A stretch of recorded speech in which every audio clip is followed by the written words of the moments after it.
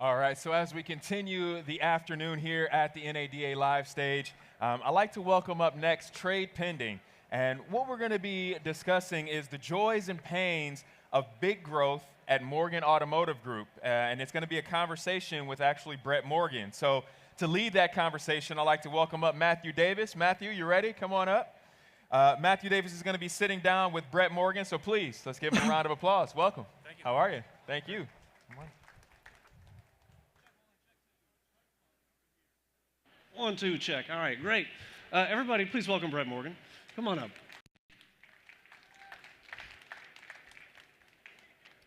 I like those kicks. I appreciate that. Oh, yours are nice too. You're dressed pretty well. All right, this is going to be a pretty casual conversation. So let's just settle back, relax, take a deep breath. Let's do it. We're gonna hit you with some zingers. We're going to start with a tough one. Who is Brett Morgan? So Brett Morgan is a 20-year automotive veteran. That's him, by the way. I am the CEO of Morgan Automotive. We have 76 retail dealerships that all are domiciled in the state of Florida. I am the son of a failed retiree named Larry Morgan, who after 2 successful entrepreneurial ventures in his life in the independent tire and auto service business, decided he'd like to try to get in the car game. So he bought a minority position in a Honda Volkswagen store in Tampa. This was many moons ago. And I was working for iHeartRadio out of college in Richmond, Virginia, and decided to come down and sell cars. And then we blinked, and we have 76 dealerships, lots of problems. No, I'm kidding. It's wonderful, but it's amazing how complex of a simple business that we live in automotive. Right. So why the expansion? Why go from just that small footprint to where you are today? Well, really, a big part of our DNA, and this comes from our founder and our chairman, Larry Morgan, he's a self-proclaimed growthaholic.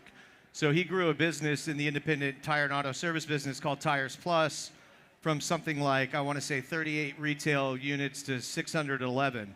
And then he kind of surprised, but Bridgestone Firestone, the Japanese tire company, approached him about selling his business. He, claims he'd never really thought much about it. I think I was in college at the time, and they had some market share goals that they wanted to accomplish in North America, and it was like a kind of a 5-year deal, so it was transitional. It wasn't, he needed to sell the company and step out, and then he stayed on for several years, kind of in a board type position. And again, the way he tells the stories, he hit golf balls for 6 days, didn't get any better at golf, so wanted to get into something else. But I think he loves the idea of acquisition in the sense that it creates opportunity for people. And once we kind of solve the capital part of having enough dry powder to be acquisitive, we grew at a rate of maybe 1 rooftop per year for 13, 14 years until we got to 15, 16, 17 rooftops, handful of open points. And then we did a deal with a small private equity. I say small private equity. They're not small, but they're niche. They're transportation focused solely. Greenbrier Equity out of Rye, New York. And we spent all their capital. If you know anything about private equity, it's like a 5-year fund, and you're supposed to kind of trot along and right. You get some tranches down the road. Yeah, right. Yeah. And we deployed all the capital in about 1.5 years, and then we kind of had to figure out what the next step was. And we found a family equity partner that's a bit of a unicorn in Redwood that took Greenbrier out, came on as an equity partner. They, not only did they become an equity partner, but they've helped us kind of facilitate our cash flow and our capital needs in ways that we weren't thinking about when we were 15, 16, 17 rooftops. We were the second private only dealer group to do a bond raise. So it's kind of really been fascinating, having their expertise and consult to afford us the opportunity to grow at a much, much bigger rate. But I think if you look at maybe the last 4 years, we've doubled our rooftop count. So it's been quick. Yeah. It's been big. And you've had some really big transactions. Yes. Why? Tell us about those. Well, it's funny. We don't like talking about the, what we're paying in blue sky. But we've had 3 major transactions naturally with our good friend Alan Haig in the South Florida market. If you know anything about South Florida, like my buddy Tim Kramer over there does, who's our BMW of Coconut Creek general leader, you know that real estate's expensive. And those were big transactions because one was the South Vista Auto Group, which is heavy in BMW. They have a big Honda store and some other stores in both kind of the South Miami, Cutler Bay market, as well as Coconut Creek and Pompano Beach. Then we did a extremely large import store in Hollywood, Florida. And then there was the Al Henderson transaction that preceded both of those, which at the time, they were the #1 volume, dealer in SET. We knew some of that was fleet, some of that was rental cars, and not necessarily forever volume. But and it's a store in dire need of a new facility, which we're working on. But it's that's been an incredible acquisition too.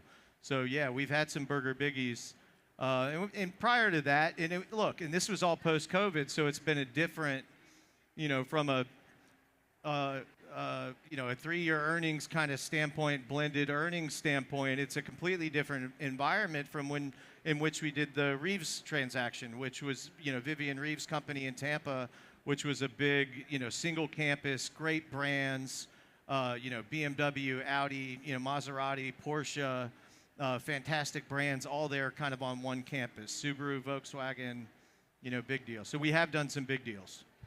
You don't go out and acquire any dealership. You must have some sort of thesis or approach. How do you phrase that? How do you state that? Yeah, I think that's a fascinating question, Matt. We could sit here for 2 hours, and I don't know. We don't necessarily have an algorithm like, hey, look, this dealership didn't make the grade in the algorithm. The AI says no, you can't do the deal. There's a lot of common sense, I think, that goes inside of kind of looking at a dealership. First and foremost, I think we think that we can make any dealership better. That hasn't always been the case, or it's taken us longer to kind of get there to reach pro forma. But we have that confidence and that belief that we can get the right people at the helm of the store, because we like to say it's all people. If you don't have a good operator at the helm, you're going to struggle regardless. But we'd like to feel that we could make anything a little bit better. Our core competencies, what Larry, our chairman, has brought in his fixed abilities, understanding the independent tire and auto service business. He likes to say that he spent a lifetime stealing, customers from dealerships, and now he's spending his second lifetime bringing them back. Getting them all back. There's some truth to that. We're really, really strong at F&I. These things are the types of things that are accretive, can be accretive day one, right? And again, sometimes it takes some time. If you bought a sales deficient Toyota store within the past 24 months, you're running at a day's supply where to get the product you need to build that turn to become sales efficient is going to be highly difficult right now. So we don't necessarily have a thesis. It's not like we're running around looking for broken things to buy. We like good, strong. I mean, Al Henderson, perfect example. That store was #1, but had big used car opportunity, big fixed opportunity, still does. And over time, we're going to continue to play into that. But it's just understanding the fundamentals of the business and understanding what you're buying. I think in this environment of the Teslas and Rivians and kind of, Johnny-come-latelys and the direct sales model kind of staring us down, there's winners and losers on the brand side. We've got several Volkswagen stores. That's become a challenging business. We've got a lot of Stellantis, and we got a handful of Nissan stores. All of those brands have had their unique kind of brand-specific challenges. And then, if you talk to a Toyota dealer in the last 2 years, they're usually smiling, except when it comes to, do they have enough inventory to sell? There's been times where we were Tundra, Tacoma only dealers. We need more of those Camrys and Corollas. So I know that doesn't answer the question. Right. They're all different. All acquisitions are different.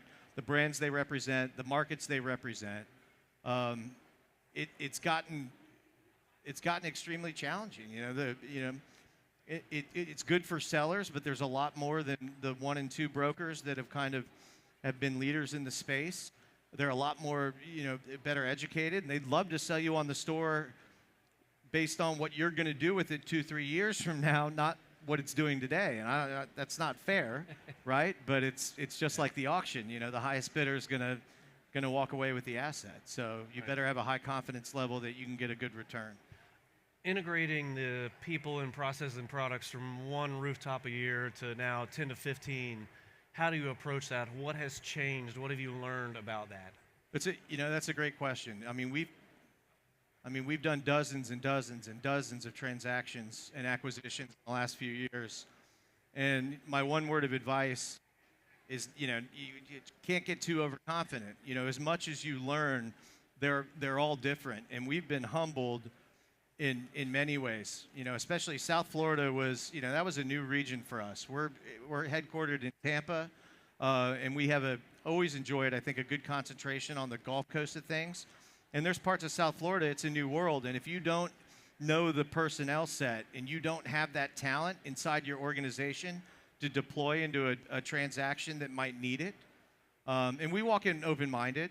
There's times the operators, I like to say, there's times the GM of the store, if we're buying it, he's jumping out of the plane maybe before we even get there. There's times that maybe we're pushing him out of the plane. So again, we like to vet that operator independently if they'd like to stay. But again, acquisitions put a lot of pressure on our talent resourcing. And we've had to go out of group. And I think you could, if you talk to that group of general managers that we brought in from the outside, it's a real challenge because, their onboarding learning curve, what we call them becoming Morganized, is, it's relatively short. They have to kind of figure out our organization, what makes us unique, how we process and transact, and then kind of make it their own. So it can have a lot of challenges. When we talk about the title here is the joys and the pains of big growth. Let's start with the tough one first. What's been some of the pains of the big growth? Well, I think, there's not a lot of benefit instantly to scale in automotive, at least the way that I see it. It is as much as we have a great relationship and you've grown as we've grown, right? And I'd like to say it's happened organically. We do give our general managers and our leaders, some level of choice, though maybe we've narrowed the road over time, but we don't have like a one provider set outside of maybe our main system. So like DMS, CRM, vehicle inventory management system, et cetera, et cetera. But I'd say, one of the pain points is it's not like day two, there's a ton of expense benefit that you're going to share in from acquisition. The people aren't necessarily cheaper. The advertising spend isn't necessarily less expensive. You can't consolidate that. Yeah. Right. Look, there's we can go back to our uniform supplier and maybe squeeze them a little bit more or whatever it is. And we have found ways to carve added benefit in that we do benefit from our scale, but it's just not maybe like other industries where it's very easy. Add rooftops and you can remove 20% of the expense because you've already got those solutions here. It's just not. A lot of that expense carry is still variable. What's the flip side of this? What's been the joys of the big growth? The joys is watching people, be able to find that next level in their career without leaving your group. How many times do you see a great operator where maybe the owner is still the GM and he just knows, look, I'm never going to have this chance to be able to run this store because the dealer principal's here. He's doing a terrific job. So I think from my standpoint, we're now playing chess with our personnel set. We're very transparent in the sense that we want them to get as educated and knowledgeable about the business as they can. We're very transparent with we share all of our financial statements across our platform. If you're right, wrong, or indifferent, if you're a Morgan GM, you know what your sister's doing at your sister BMW store down the street.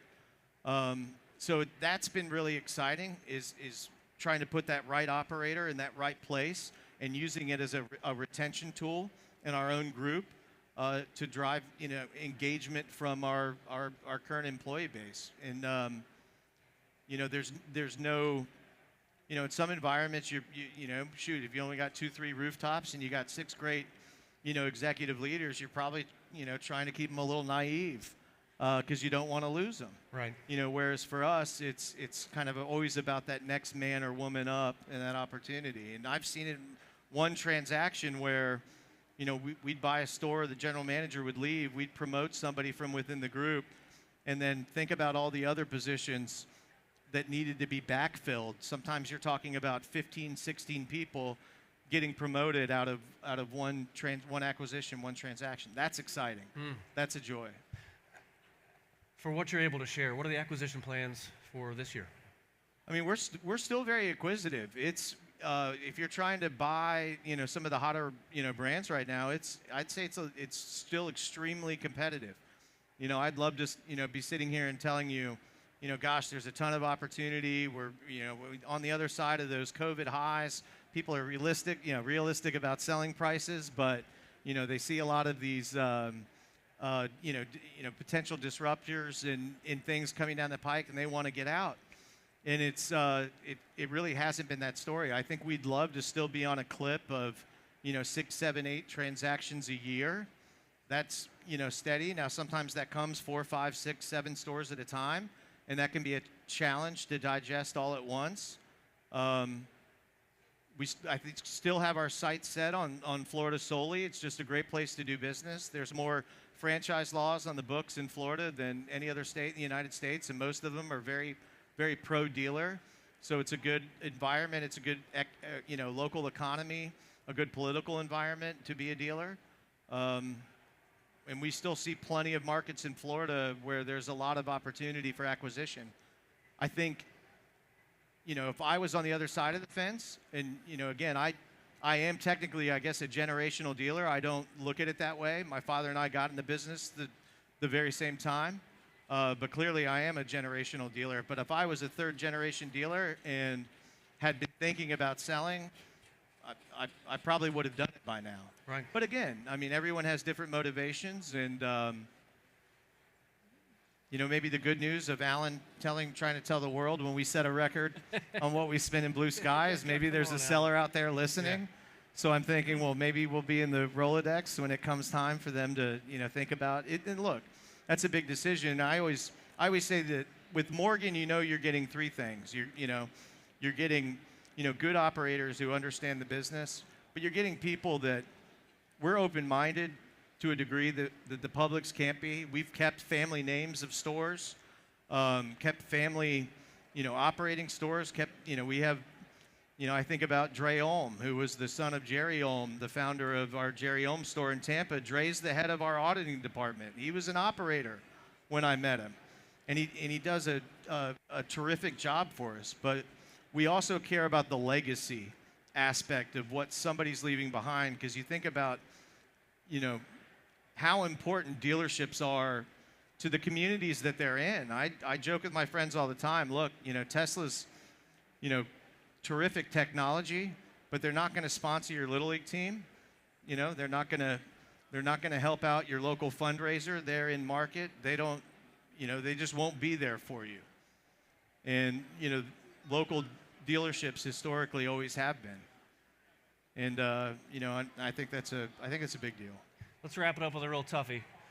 Brett, fan of live music, as am I. We've seen a show or two together. Have you seen any good shows lately? I have. I lucked out. I'm a part of the Stellantis Dealer Council, and the last time I was in Detroit, I was able to take in Johnny Marr, kind of a dual headline show. Johnny Marr and the band James from England. You're probably like, who the heck is that? Johnny Marr was the guitarist of a band called the Smiths, which are the longer... There we go. We have a few fans over here. The longer the Smiths go without making music, they haven't been together in decades, the more famous kind of they are made.